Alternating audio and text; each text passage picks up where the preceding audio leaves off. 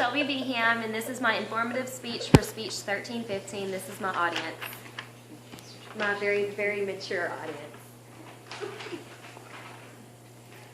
Mom, quit. Hold it together, Margaret.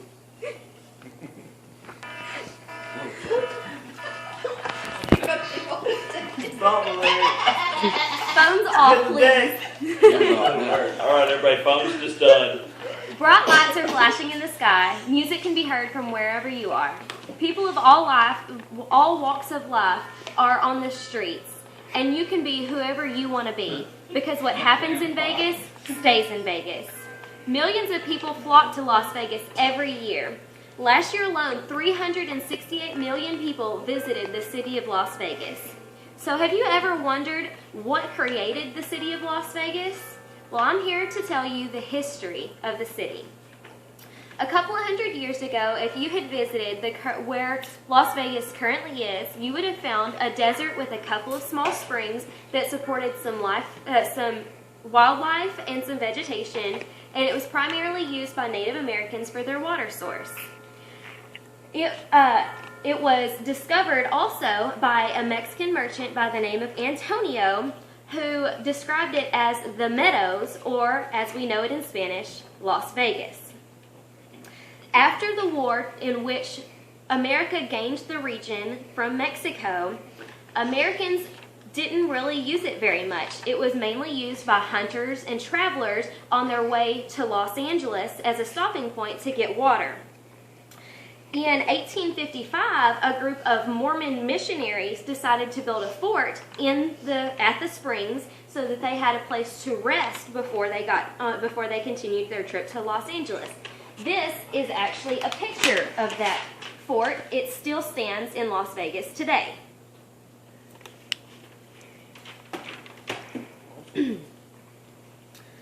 The city of Las Vegas was not officially a city until 1905, and it was mainly just a small railroad town. There were two main factors that made the town grow into the booming town that it is today, and that is the building of the Hoover Dam and the legalizing of gambling in the region. The Boulder Dam, or as we now know it, the Hoover Dam, was signed into commission in 1930. When you build such a great piece of architecture, you have to bring in a ton of workers. So when all of these workers, primarily males, came to the area to build the Hoover Dam, there was a need for entertainment. And so the Mormon missionaries and the financiers and the mafia all decided to start building casinos in the hotels that these workers were working in. They also started the showgirls. And so it was almost overnight that the population grew by 20,000 people, and the buildings started to grow into an entertainment industry. And even after the workers left the industry, since the area had been able to legalize gambling for profitability, people continued to come to the area to visit these casinos and showgirls. And ever since this small town became a boom town, it has continued to grow to the level that it is today. There are over 600,000 permanent residents to Las Vegas, and Las Vegas is only 133 square miles. The people that visit every year make the economy grow by buying small bits of merchandise while they're there. An example of this is my charm bracelet that my brother bought me while he was in Las Vegas. All of these small items that are bought by tourists help the economy grow.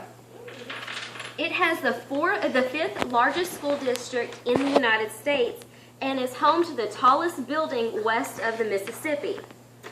The history of Las Vegas is very interesting because it shows how a small town can become such a great city almost overnight. Once it was for just water, and now it's for entertainment. Thank y'all.